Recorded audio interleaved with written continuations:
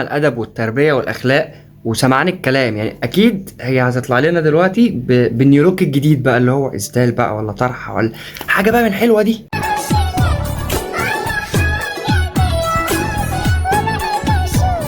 ايه ده فنانه ده؟ يعني ايه ده؟ يعني هو ده كيفو؟ اكيد هو مصطبح، كيفو ده اللي هو مصطبح اكيد. يعني انت مصاحبه ديلر، يعني ده اكيد مش كيف واحد محترم كده، انت مصاحبه ديلر او كده. يعني ده مش كيف واحد ماشي صح، يعني اتاكدي من الحوار ده وارجعي لنا تاني.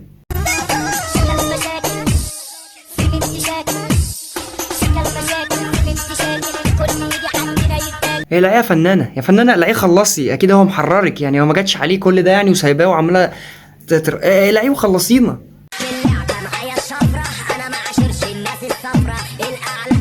يا مساء المربى على الناس اللي عايزه تتربى، يعني دي طلعت من اسكندريه بتتصور في كارفور عندنا. يعني انا اوعدك ان انا هنزل كارفور الصبح، ولو لقيت الخلقه دي هناك كده باللي بتعمليه ده، هجيب العربيه واسوي وش امك انت وهو بالاسفلت كده، هعدي عليكم من فوق.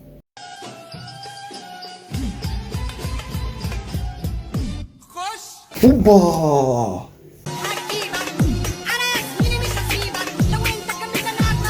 يعني اقسم بالله بقينا قاعدين في اوضه نوم. التيك توك كده كده احنا قاعدين في اوضه، الاوضه اللي بعديها اوضه النوم اللي بعديها. يعني يا رب يا رب ابوك يفتح الباب كده يخش يشوفك، يشوفك وانت كده اهو، عشان يعمل من فخادك شاورما، يعني ايه، يفرمطك.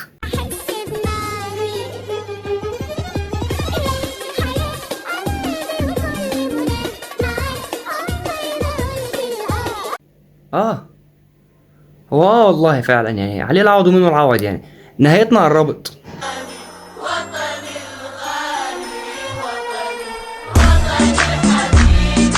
وبالنسبة للنقاب ده ايه يعني؟ تكملة الاوتفيت ولا ده ايه نظامه؟ يعني لغيتوه؟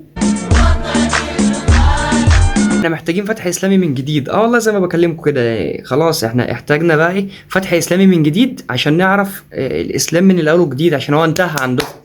بعت لي رسالة بيقول تسمحي لي اعزمك على يا انسة يا انسة البنطلون هربان، فنجان قهوة يشربوا فيك القهوة اما تقعد. انا عايز اعرف بقى ايه الفكره في الكلام ده يعني. واكيد دي مش موضه، يعني اصل الكلام ده انتشر، يعني اكيد دي مش موضه والناس كلها بتلبس كده. انا عايز افهم بقى ايه الفكره اللي انا اروح لابس بنطلون ومطلع حته منه بره كده، الحته بتاعتي ليه ابقى ماشي كده والناس شايفه الحته بتاعتي؟ يعني تخيلوا كده بقى انا ماشي وعامل المنظر ده، على النعمه هتزف في السوشيال ميديا بتاعت مصر كلها وهتحبس. هي بقى عادي كده، اوف يا فنانه ايه الاوتفيت الجامد ده منين؟ وتلاقي البنطلون ده جايباه ب 5 6000 جنيه ولا حاجه.